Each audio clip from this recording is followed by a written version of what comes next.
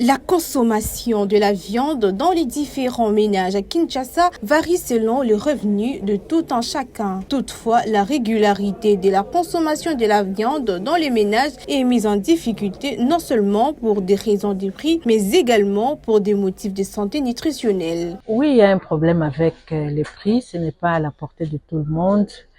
Et puis, médicalement parlant, la viande de bœuf, la viande de vache, ce n'est pas vraiment recommandé. La viande rouge, parce que souvent ça mène à des maladies, entre autres les cancers.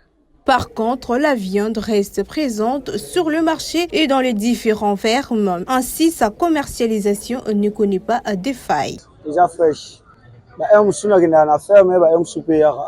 Mingi pe ya ndaku mingi pe ya libanda batanda basumaka me mpinde na bato libanda ni basumbila bwana client mususu azoya na sole ya kotumba na mususu ya na kateli ya kina ndako. Je suis éleveur, j'œuvre dans l'élevage de porc. Bon, le bétail, le porc, on peut aller prendre ça dans d'autres fermes. Donc on achète les porcins, puis on élève quand ça devient un peu grand, puis on peut vendre.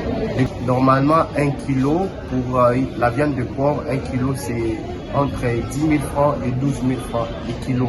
Si vous vendez un porc vivant. Mais si vous vendez en détail, c'est entre $10 et $15 la viande.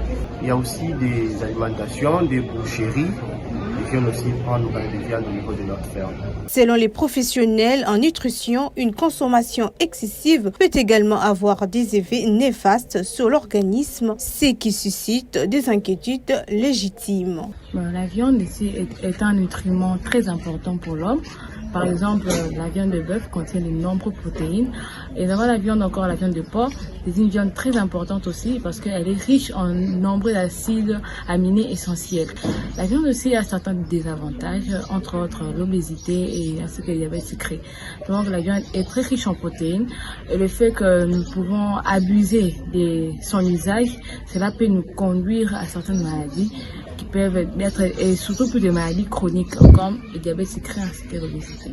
En somme, la question du prix de la viande sur le marché quinois mérite une attention particulière car se nourrir sainement devrait pas être un privilège mais un droit accessible à tous. Comme le rappellent les experts, la modération reste essentielle car tout excès peut nuire à la santé.